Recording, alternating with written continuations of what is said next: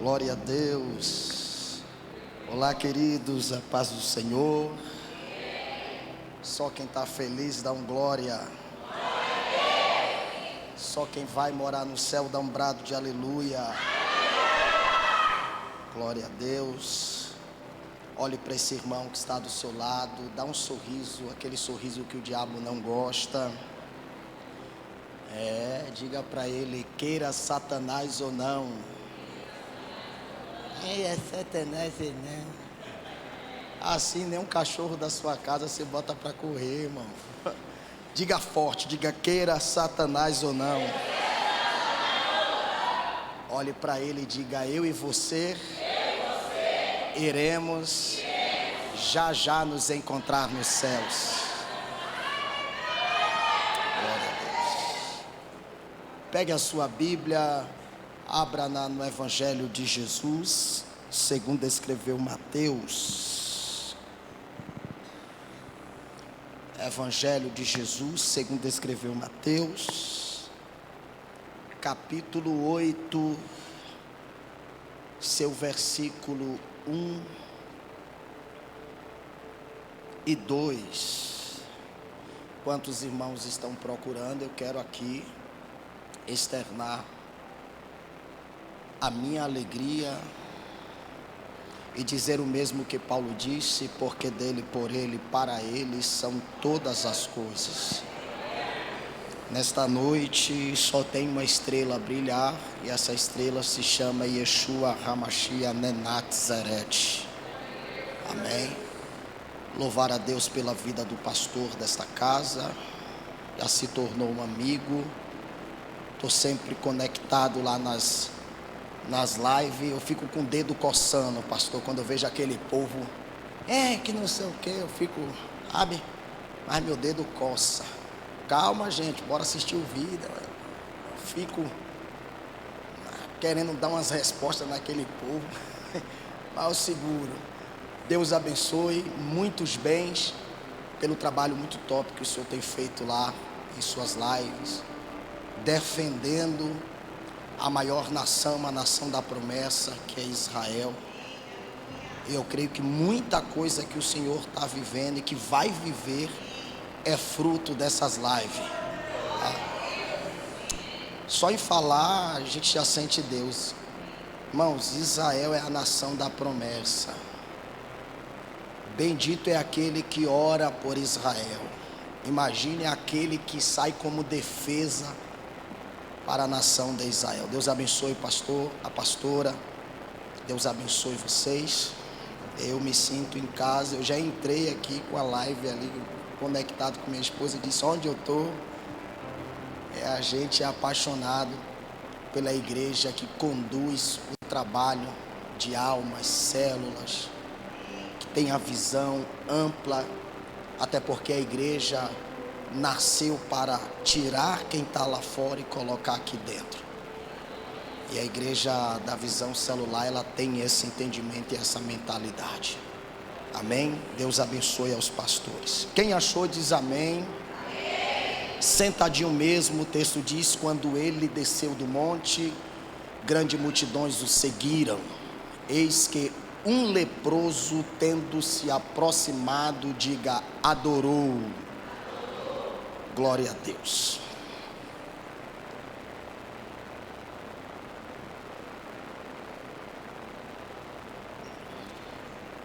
Meus irmãos, esse texto que a gente acabou de ler, ele traz dois personagens. O primeiro personagem, embora o texto não diz o nome do personagem, se sua Bíblia for revisada, você vai perceber que o texto usa a expressão ele. E essa expressão ele não vai estar em letra minúscula. A expressão vai estar em letra maiúscula. Até porque está falando de nada mais e nada menos do maior líder, o maior mestre, o maior pastor, e pastor com P maiúsculo, o maior diácono, o maior servo e o maior missionário. Quem é ele, pastor? É Jesus de Nazaré.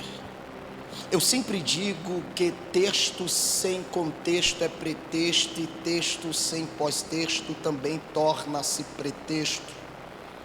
E o Evangelho de Jesus, segundo escreveu Mateus capítulo 5, traz a resposta que o capítulo 8, versículo 1, essa expressão nele é Jesus de Nazaré. Por que, pastor Victor? Percebam que o capítulo 5, o texto é claro em dizer que Jesus de Nazaré subiu ao monte para pregar as bem-aventuranças. Se você quiser ver Jesus pregando, é só você ler o capítulo 5, capítulo 6 e capítulo 7. Você vai ver Jesus verbalizando como um pregador extraordinário. É bem verdade que no capítulo 8 ele resolve descer do monte. Por isso que a expressão quando ele desceu do monte, essa expressão é Jesus de Nazaré. O segundo personagem que a Bíblia faz questão de nos abordar, também não diz o nome do cidadão. Haja vista que o texto usa a expressão da enfermidade que estava intrínseca nesse cidadão.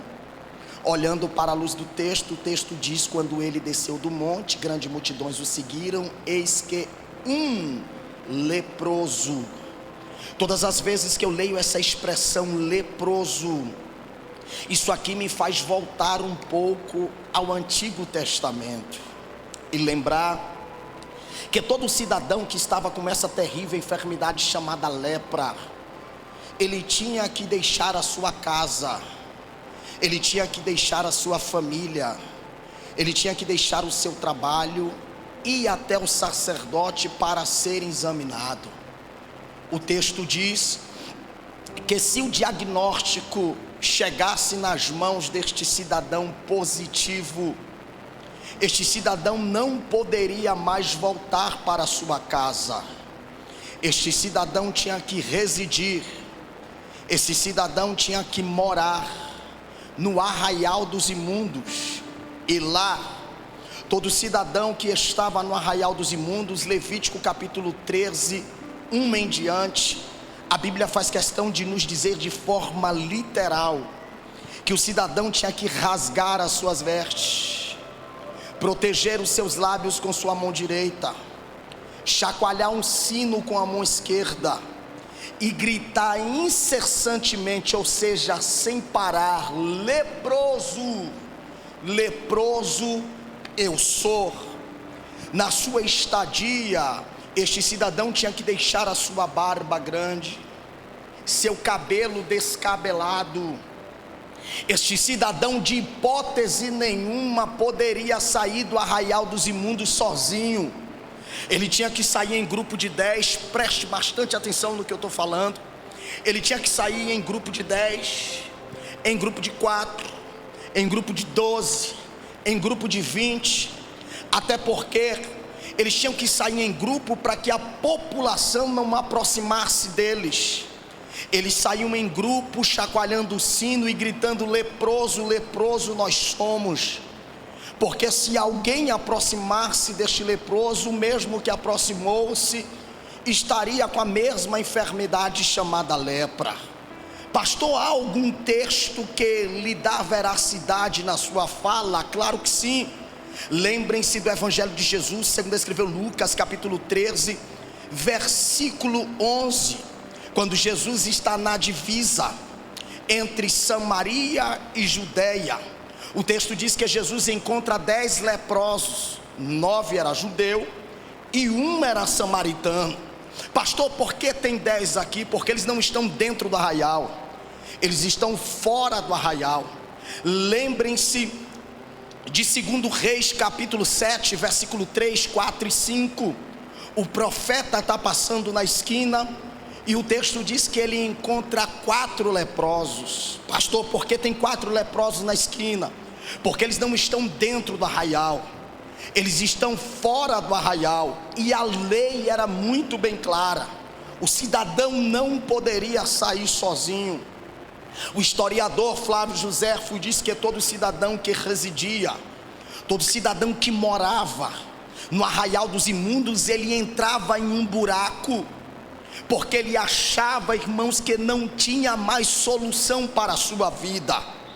O arraial dos imundos tinha todo tipo de pessoa que estava com uma enfermidade imunda. Este cidadão estava completamente excluído, esquecido, se tornou anônimo, desconhecido de toda a população. É bem verdade que se a gente olhar para a luz da história dos evangelhos de Jesus, segundo escreveu Mateus, Marcos, Lucas e João, a gente não vai encontrar a genealogia deste cidadão, a gente não vai encontrar quem é este cidadão, como é o nome dele, quem é a sua mãe, quem é o seu pai, quem é a sua esposa, quem são seus filhos. Porém, eu fico com a escrita de Flávio Josefo. Flávio Josefo, em um dos seus livros, ele diz que este cidadão tinha no mínimo 30 a 40 anos de idade. Bom, se este cidadão tem de 30 a 40 anos de idade, isso aqui me faz entender que este cidadão, ele tem o seu maior ministério intrínseco com ele. Aqui vai uma pergunta: Pastor Victor, qual é o maior ministério de um homem? O maior ministério de um homem não é pregar, não é cantar, não é liderar uma célula. O maior ministério de um homem não é ser diácono. O maior ministério de um homem não é ser 12. Pastor, qual é o maior ministério de um homem? O maior ministério de um homem sempre foi, é e sempre será a família. Porque a família nasceu no coração de Deus e precisa estar em nossos corações. Todas as vezes que eu olho para essa história, aqui entra uma pergunta: Pastor Victor, o senhor falou que Flávio Josefo disse que ele tem de 30 a 40 anos de idade, por isso o senhor acha que ele tem uma família? Sim. Quem conhece a tradição judaica muito bem, como pastor desta casa, sabe muito bem que um cidadão em Israel com 30 anos de idade, no mínimo, ele tem 6 filhos. Um cidadão de 50 anos de idade em Israel, no mínimo, ele tem de 10 a 12 filhos. Pastor, por que eles têm tantos filhos assim? É que eles vivem a Torá, eles vivem a promessa. Filho em Israel é bênção de Deus. Por este motivo eles multiplicam de forma extraordinária. Então, irmãos, isso aqui me faz entender que este cidadão tem o seu maior ministério intrínseco com ele. Porém, na sua caminhada, no seu crescimento, na sua vida, no seu cotidiano, este cidadão percebe, irmãos, que ele está com um diagnóstico chamado lepra, e ele precisa cumprir a lei. Então este cidadão vai até o sacerdote. E sabe, irmãos, quando você vai fazer um exame e tudo o que você quer é abrir o exame e ver negativo, e parece que eu vejo esse cidadão sendo examinado, e depois que ele é examinado, ele abre o seu exame e infelizmente o diagnóstico está lá positivo. A primeira coisa que este cidadão pensou foi na sua casa, na sua família, na sua esposa, nos seus filhos, na sua casa, na sua vida regressa. Ele sabe muito bem que ele não pode mais voltar para a sua casa. Pastor, e o que é que ele tem que fazer? Agora ele precisa mudar de endereço. Ele vai para o arraial dos imundos, e lá, a partir de agora, ele está excluído de toda a população, excluído da sua própria casa, excluído dos amigos. Ele não pode mais voltar para a sua vida regressa.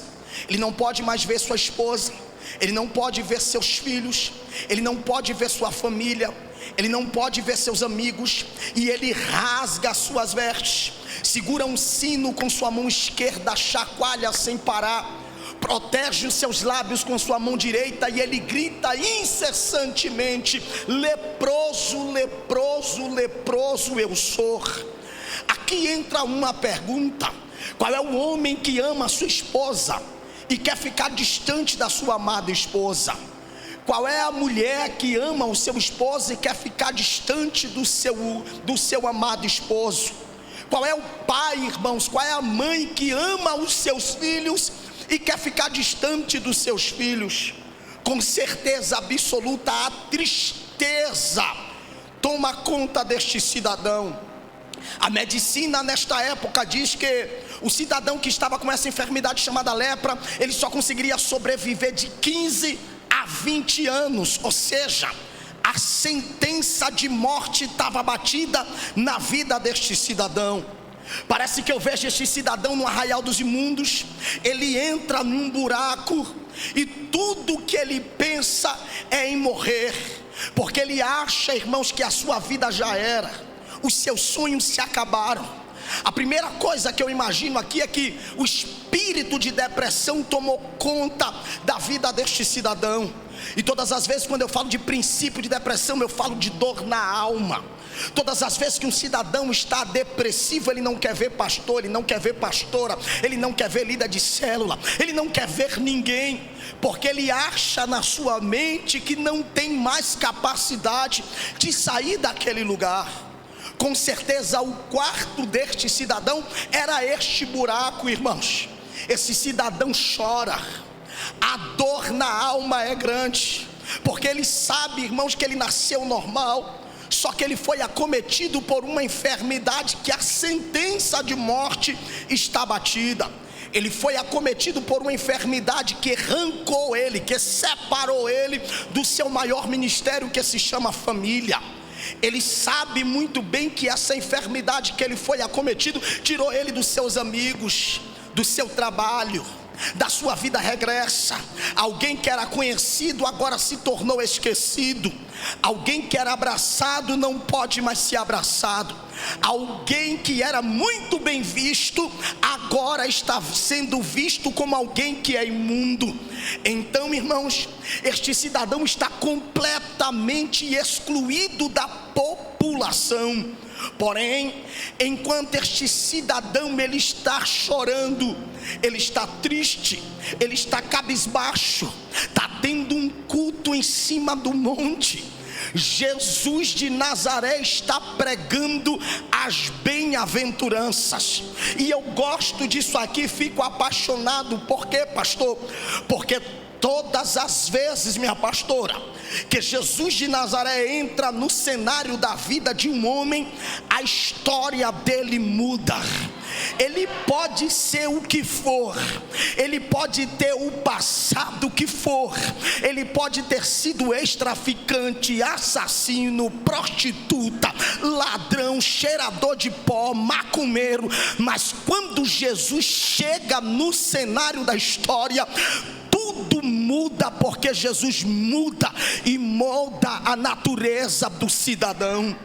Enquanto Jesus está pregando, irmãos, eu acredito piamente que alguém foi correio para este cidadão ir até o pé do monte.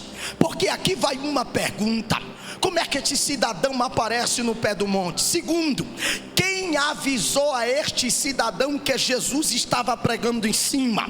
Até porque quando a gente olha na mesma missiva dos evangelhos de Mateus, Marcos, Lucas e João, a gente percebe que por onde Jesus passava, 3 grupos andavam com Jesus. O primeiro grupo que andava com Jesus eram os 12, o segundo grupo eram os 70, e o terceiro grupo era a multidão. Por onde Jesus passava, uma multidão vinha atrás. E por que essa multidão vinha atrás, pastor? Porque aonde tinha um culto de Jesus, alguém era correio para dizer: ó, Jesus está fazendo um culto na igreja tal, e milagres e prodígios estão acontecendo. Lá tem culto de célula, lá eles recebem muito bem, lá eles abraçam, lá eles levam para um encontro com Deus, lá tem um trabalho aonde você é modificado, tratado, restaurado. Então, por onde Jesus ia, a multidão vinha atrás para escutar as boas novas do evangelho cristocêntrico. Isso aqui me apego, por quê? Porque aonde Jesus está presente em um culto, coisas extraordinárias acontecem, oh glória. E eu já tenho uma boa notícia: o mesmo Jesus que estava no monte é o mesmo Jesus que está presente neste lugar. Pegue na mão de alguém, por gentileza, se não for muito incômodo, dê uma chacoalhada bem devagarzinho nele e diga para ele: Jesus está neste culto. Diga para ele: se Jesus está aqui, tem vitória para você, tem vitória para tua casa, tem vitória para tua... Alguém acredita? Levante a mão, dê aquele brado de glória que o diabo não gosta.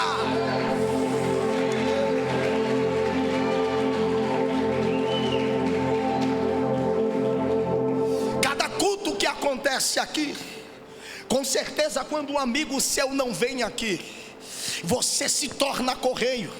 E você corre para ele e diz assim: cara, menina, homem, jovem, adolescente, discípulo, você perdeu o culto. Menina, o que foi que aconteceu? Menino, o que foi que aconteceu? Tinha um baiano baixinho lá, meio que invocado, cara de pitbull, cara de leão. O homem pregou uma palavra poderosa e Deus falou de forma extraordinária. Você perdeu. Você não pode perder a próxima quarta-feira, porque vai vir outro pregador mais cheio ainda do que ele, vai ser usado por Deus. É assim ou não é que você faz? Então isso aqui, irmãos, me dá a entender que quem estava em cima, escutando Jesus pregar, com certeza desceu. Não entrou no arraial dos imundos, mas chegou na porta do arraial. E ele não foi correio de morte, ele se tornou correio de vida. E a notícia foi: leprosos, tem um Cristo que está em cima do monte, e ele está pregando, ele está curando, ele está libertando, ele está salvando. E este cidadão aqui, irmãos, quando ele fica sabendo que a oportunidade lhe apareceu, ele começa a entender que ele precisa se encontrar com Jesus de Nazaré. Ele entende que a medicina não tem mais jeito, ele entende que ninguém mais é solução para ele, a não ser Jesus de Nazaré. E posso lhe dar um conselho muito simples e categórico: tem oportunidades que só vão lhe aparecer uma vez e não mais outra. Talvez essa seja a última oportunidade que Deus está lhe dando. E se eu fosse você, eu fazia este culto como se fosse o último culto da sua vida. Até porque, se a gente soubesse que Jesus ia voltar daqui a 5 minutos, com certeza a gente estava pulando, saltando, dando glória, dando aleluia, e já esperando Yeshua rasgar esses céus, a trombeta tocar, e a gente ser arrebatado, oh glória a Deus, cantando glória, aleluia.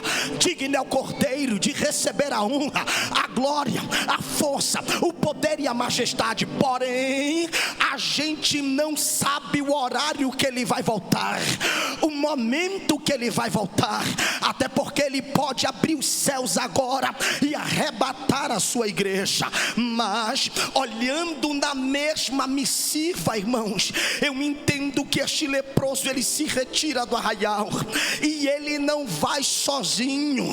Pastor Victor, o capítulo 8 diz um leproso. Sim, irmãos, isso aqui não é linguagem literal, isso aqui é linguagem alegórica, e a alegoria precisa de um contexto para trazer exegese. Lembrem-se da introdução, quando eu disse que um leproso não poderia sair do arraial sozinho. Então com certeza ele vem com um grupo de 10, talvez de 50, talvez de 20, talvez de 30.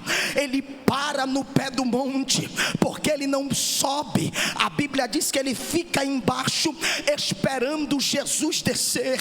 E aqui, irmãos, eu começo a pregar, porque quando a gente olha para os textos, a gente percebe, nota, minha pastora, que Jesus demorou demais de descer, porque Jesus prega o capítulo 5, Jesus prega o capítulo 6, Jesus prega o capítulo 7, e Jesus só desce no capítulo 8.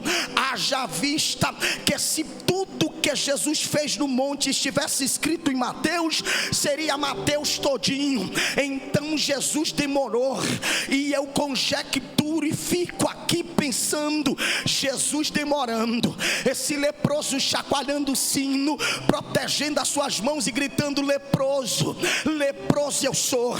Quem veio com ele não era mais amigo, porque se tornou opositor, porque o texto diz que um leproso aproximou-se, ou seja, ele disse: se vocês não tomam uma atitude, eu vou tomar no lugar de vocês. Se vocês não adoram, não tem problema, eu vou adorar a ele.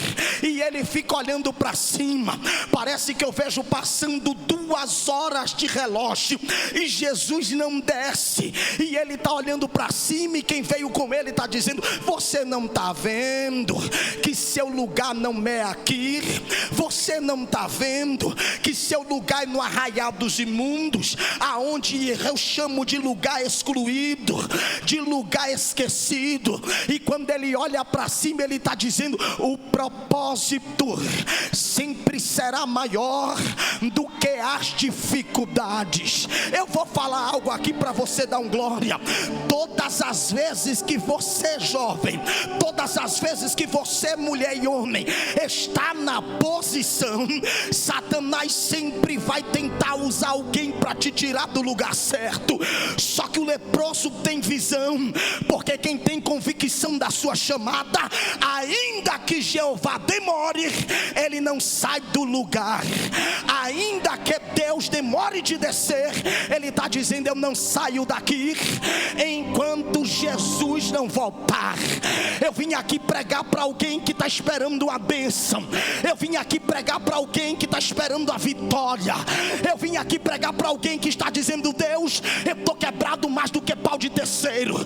Deus, parece que o Senhor esqueceu de mim. Deus, parece que alguém me rejeitou. Eu estou olhando para cima, eu venho culto, entra culto, eu vou para a célula, saio de célula e nada acontece. Deus me trouxe aqui para dizer para você: permanece no mesmo lugar, porque hoje eu vou descer. Já tem alguém batendo palma ali? Levante a mão que eu vou liberar a primeira profecia de Deus através da minha boca. Queira Satanás ou não, queira o teu inimigo ou não, Deus me trouxe aqui para dizer para você: hoje tem vitórias descendo dos céus na direção da tua casa, na direção da tua vida. Só quem acredita, abre a boca para glorificar a Ele.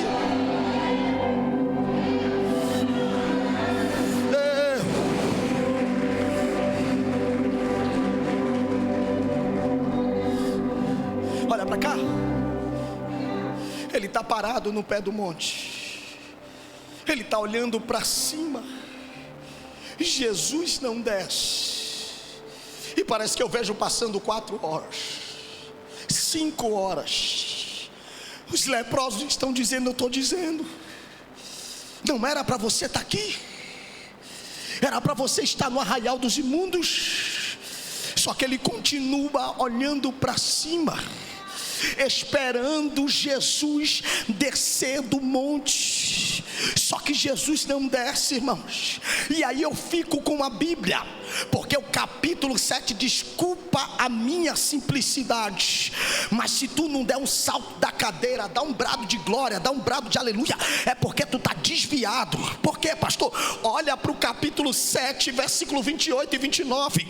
Quando Jesus acabou de pronunciar estas palavras, estavam as multidões atônitas com seu ensino, porque eles as ensinavam como quem tem autoridade, não como os mestres da lei. Olha para cá, Jesus estava em cima do monte, a multidão, meu pastor, estava todo mundo atônito. Essa expressão atônito em Salvador, a gente usa uma palavra chula chamada besta. Ou seja, todo mundo estava besta, dizendo: uau, ele prega demais, uau, ele prega melhor do que os mestres da lei. Ou seja, está acontecendo uma comparação entre o pregador Jesus de Nazaré com os mestres da lei. Aqui vai uma pergunta: pastor Victor, quem são os mestres da lei? Os mestres da lei são aqueles que fazem parte da cúpula judaica. Até hoje Israel tem uma cúpula judaica e é conduzida por 25 facções. As mais famosas são os escribas que estavam aqui, são os fariseus e os anciãos. Pastor, quem são os anciãos? Os anciãos são aqueles que tomam conta dos mais novos, aqueles que estão chegando, aqueles que querem ingressar o ministério sacerdotal. Pastor, quem são os fariseus? Aqueles que tomam 70% da população, aqueles que se acham os melhores. Pastor, quem são os escribas que estavam aqui? Os escribas são os mestres da lei, aqueles que conhecem os 5 primeiros livros da Bíblia, que nós chamamos de livro Pentateuco ou livro da Torá. Em Israel eles são chamados de Bereshit, Shemot, Vaikra, Bamidbar, Bar e Devarim. Na nossa linguagem eles são conhecidos como Gênesis, Êxodo, Levítico, Números e Deuteronômio. Esses livros carregam cerca de 613 mandamentos. Esses 613 mandamentos que Deus entregou a Moisés quando Moisés estava dando a volta pelo deserto com 600 mil homens, fora as mulheres e as crianças. Esses 613 mandamentos estão atrelados a 613 divisões de ossos que o ser humano tem. Ou seja, os 613 mandamentos é a sustentação da Torá. Você está de pé por causa dos 613 de divisões de ossos que você tem. Tudo é ligado na Bíblia, tudo está dentro da Bíblia. A Bíblia é a resposta de todas as coisas. Mas sabe o que me chama a atenção? É que depois desse texto aqui você vai dar um glória. Jesus, ele resolve descer. E por que Jesus resolve descer? Porque o que Jesus queria da multidão era que todo mundo adorasse ao Pai. Porque se teve um pregador que deixou de falar dele para falar do Pai, esse alguém foi Jesus. Aí Jesus disse assim: vocês não vão adorar ele não? Então eu vou descer, porque tem um cabra lá embaixo, esquecido, mais quebrado do que pau de terceiro, que está dizendo assim: desce, porque eu vou te adorar. A pergunta nesta noite é: tem alguém que está aqui embaixo, que está esperando Yeshua descer para exaltar, adorar, glorificar? Já tem alguém de pé ali? Ao nome dele, eu vou lhe dar 30 segundos para você glorificar. É 30, é 29, é 28. Enquanto você glorifica aqui, tem porta se abrindo para tua casa.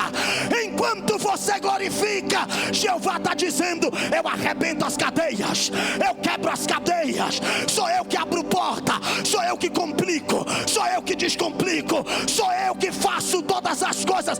Recebe essa palavra. Cadê você, adorador? Já tem alguém recebendo a presença ali? Abre a boca para adorar a Ele.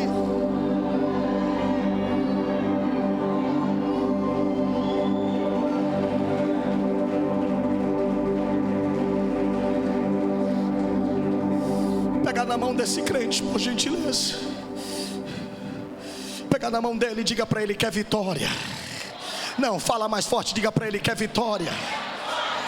Diga para ele: o caminho é a adoração. Ei, Ramachandarau saio. Tem alguém adorando aqui, hein? Tem alguém glorificando ali.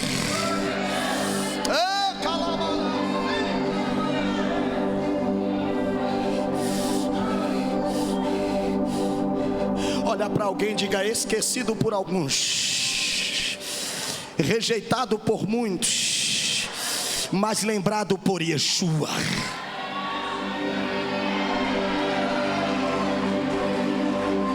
Alguém pode até ter te esquecido, mas assim diz o Senhor: nesta noite eu estou descendo do monte para ouvir aqueles que adoram adoração ao Pai em espírito e em verdade. Tem alguém que veio adorar? Joga a mão para cima, abre a boca para glorificar.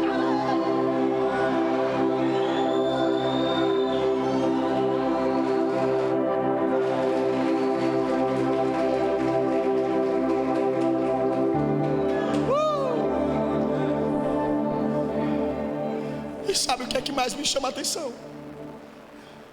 É que quando Jesus desce, irmãos, o texto diz que não é Jesus, pastora, que se aproxima dele. É ele que se aproxima de Jesus. Alguém entendeu ali? Olha para cá. Não é você que vai se aproximar de Jesus. Não é Jesus que vai se aproximar de você, perdão. É você que vai se aproximar de Jesus.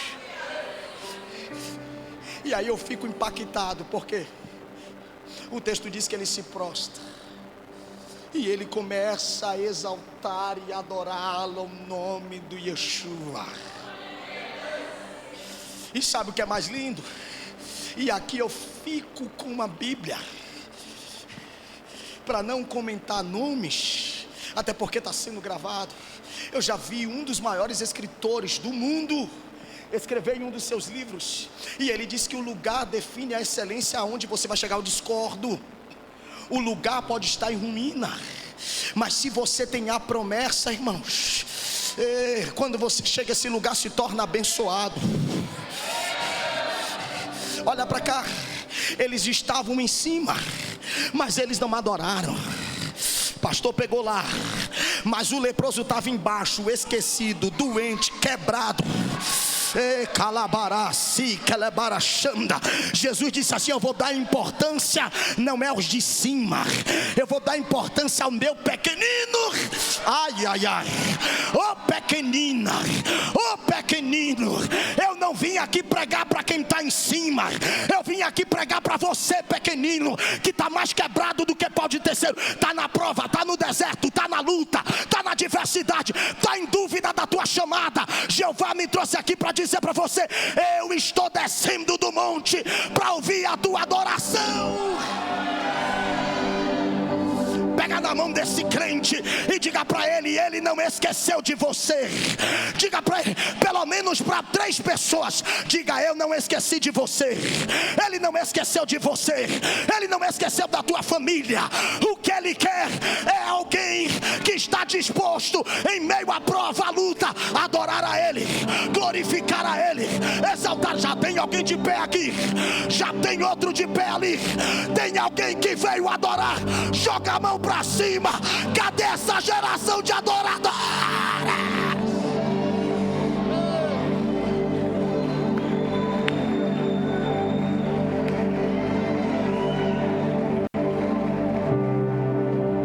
Eu não sei se você vai dar glória, mas se eu fosse você, eu dava o maior brado de glória no que eu vou falar aqui.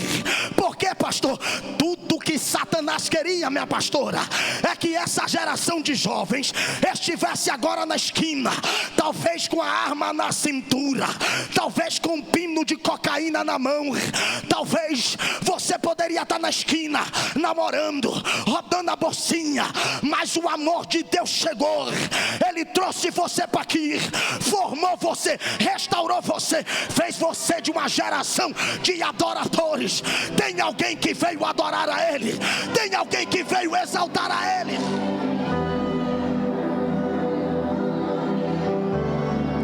Dizem por aí que os jovens não sabem adorar, dizem por aí que essa geração não sabe adorar. Eu ainda acredito na minha geração, eu ainda acredito na geração de adoradores.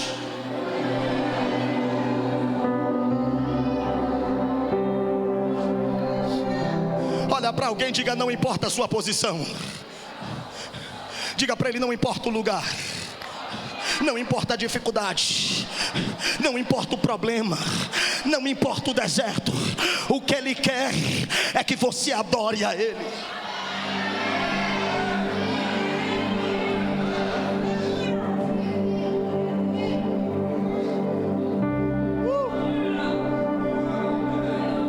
Você não é um esquecido. te conhece.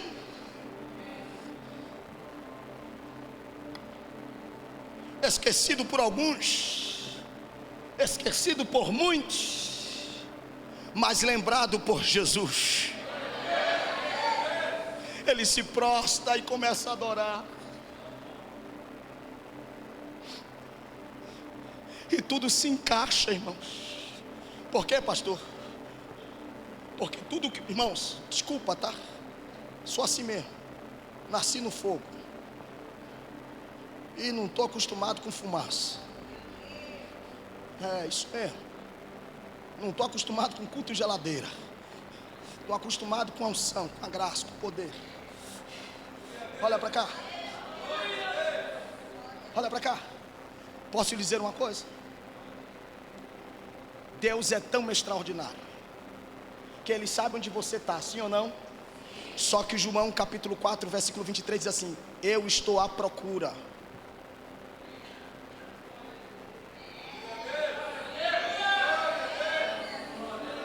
Ele sabe onde você está, sim ou não?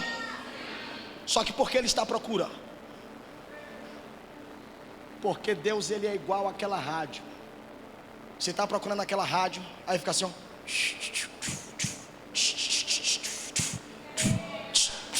Não é assim ou não é? Até você encontrar. Deus nos céus fica assim.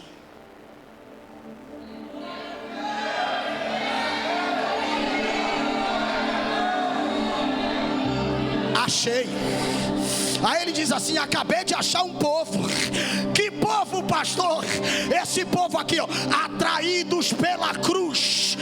Lá embaixo em São Paulo tem um povo que está adorando a Yeshua. Eu vou descer lá. E quando ele desce, ele está dizendo: eu estou trazendo o decreto. Aquilo que estava fechado, eu estou abrindo. Aquilo que precisa ser desatado, eu estou desatando. Assim diz o Senhor. Enquanto você adora, Ele abre a porta, Ele traz a bênção para a tua casa. Só quem acredita faz aquele barulho que o capeta não gosta.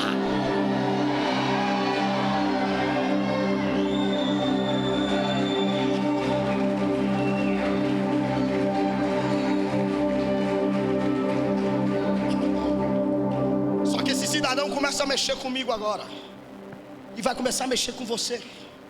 E eu encerro. Porque depois que esse cidadão me adora,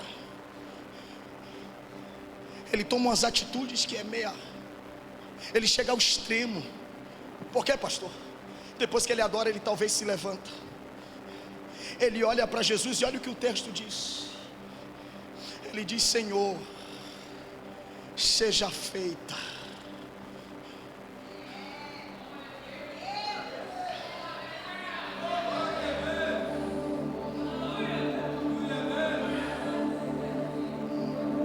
Quando ele está falando seja feita a tua vontade, ele está dizendo: não me importa o que vai acontecer a partir de agora. Não mais me importa se o Senhor vai me curar ou não. Ele está dizendo: o que mais me importa aqui e agora é a minha morada nos céus. Ela baracandarás. Olha para alguém e diga: você pode até ser rejeitado por alguns. Não, você me enganou. Fala mais forte. Diga: você pode até ser rejeitado por alguns. Diga para ele: você pode até estar na prova, mas de uma coisa é certa: o teu passaporte está... Se o arrebatamento fosse agora, eu seria o primeiro. Cadê o segundo? Cadê o terceiro? Joga a mão para cima, abre a boca para adorar. Só quem vai nessa caravana, só quem vai. Toma, Satanás. Essa igreja vai da glória, da glória.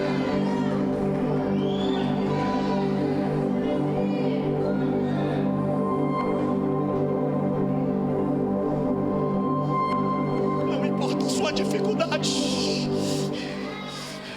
Quando ele está dizendo seja feita a tua vontade, ele está dizendo: Senhor, se o Senhor me curar,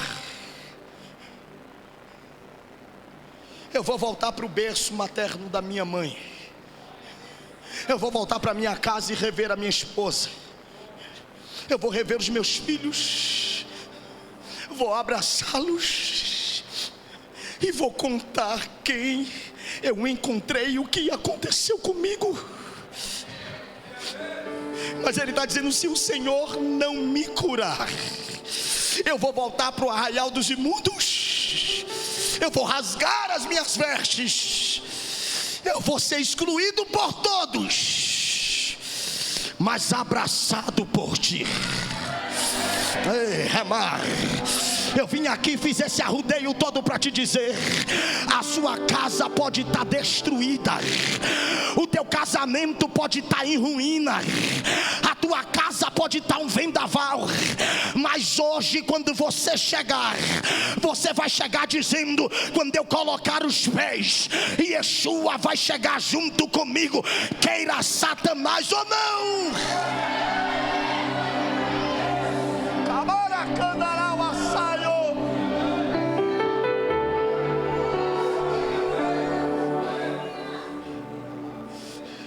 Estou ouvindo barulho de línguas estranhas aqui, hein?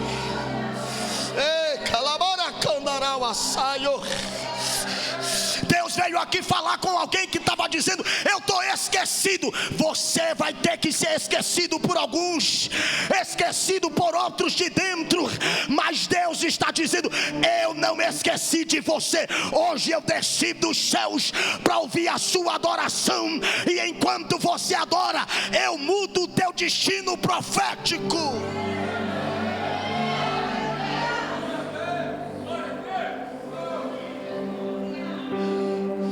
Qual é a crise que você está passando? Qual é a luta que você deixou em casa? O que é que está te fazendo triste, cabisbaixo? O que é que está deixando você agoniado, agoniada? Aquieta-te, ó noiva, a tua alma, porque eu não esqueci de você. O que é que te deixa medroso? Ah, pastor, eu tenho medo de abrir minha célula, eu tenho medo de ser líder. Deus te trouxe aqui para dizer para você: eu não te dei um espírito de covardia, mas eu te dei um espírito de ousadia. Ganhar, consolidar, discipular e enviar. Eu vou ficar aqui até você entender. Ganhar, consolidar, discipular e enviar. Levante a mão que eu vou profetizar. Queira Satanás ou não, este é o ano que você vai virar história.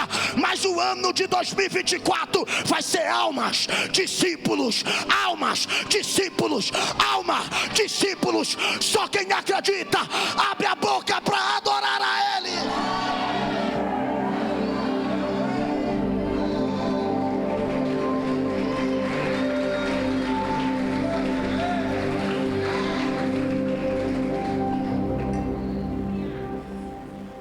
Esse cara nos ensina a esperar. Esse cabra nos ensina a se aproximar em meio à crise. E se alguém me perguntar o tema da mensagem, lá vai: adorando em meio às crises. Alguém entendeu aqui, hein? Porque o cabra está na crise, mas está adorando a Jesus. Só que você vê, olha para o texto, me mostra Jesus falando alguma coisa com ele, pastora. Jesus está em? Jesus está em? Agora me pergunta, me responde: Jesus está perto ou está longe? Opa! Jesus está perto ou está longe? Mas está em? Olha para alguém e diga: o silêncio de Deus não quer dizer que Ele está longe de você. Ele está em silêncio, mas está pertinho de você.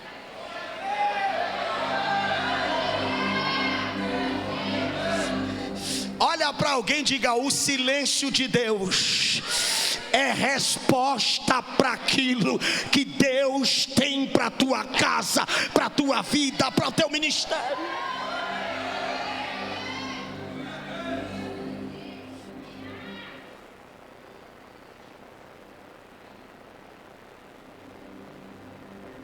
Senhor, se tu quiseres me curar, cura-me. E sabe o que mais me chama a atenção? É que Jesus toca. Jesus o quê? Mas ninguém poderia aproximar-se deste cidadão. Só que Jesus...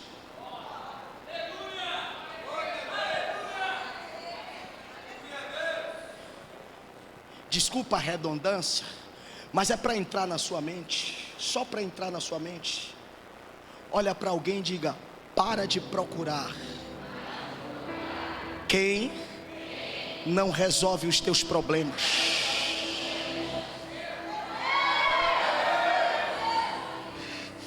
Porque tem gente que toca e forma mais bagunça ainda.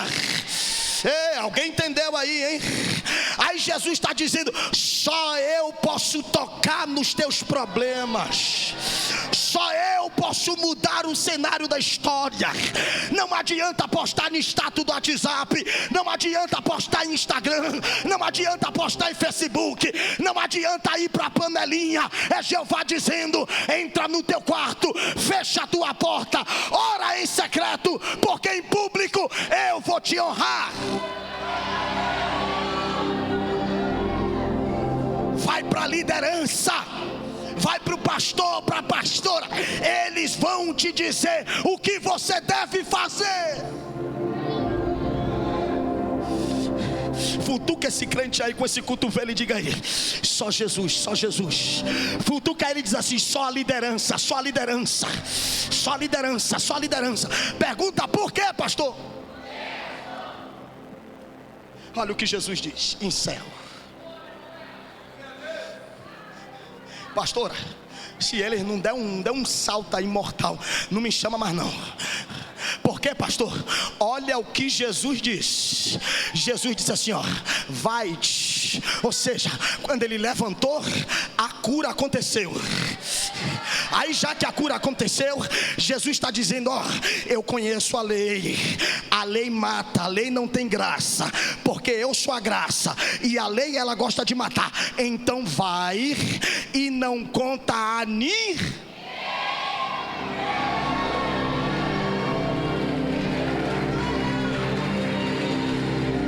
Futuca se alguém diz assim: cuidado para quem você conta. Aí Jesus está dizendo: não conta a ninguém, mas conta para quem, Jesus? Vai e conta para o sacerdote da lei. Não é o sacerdote da graça, é sacerdote da lei. Vou deixar bem claro, não é para o sacerdote da graça, porque sacerdote da graça, ele vai te dar direção, mas sacerdote da lei, ele vai te matar. E o que é que vai acontecer? Não conta para ninguém, conta para ele, porque Jesus está dizendo: o mesmo sacerdote que te deu a sentença de morte é o mesmo sacerdote que vai ficar sabendo que você está vivo, que você está curado, que você está restaurado. Alguém ficou de pé ali? Jeová me trouxe aqui para dizer para você: quem disse que você não ia ser líder é Jeová dizendo: vai ver você prosperar, vai ver você sendo líder, vai ver você crescendo. Só quem acredita, pula dessa cadeira, abre a boca para...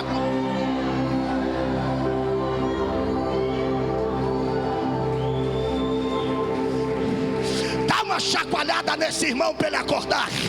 Dá uma chacoalhada e diga: Deus está te dando autoridade. Diga para ele: Deus não te trouxe para você ficar parado. Diga para ele: a unção de liderança você vai receber nesta noite. Fique de pé, toda a igreja. Eu quero orar por você.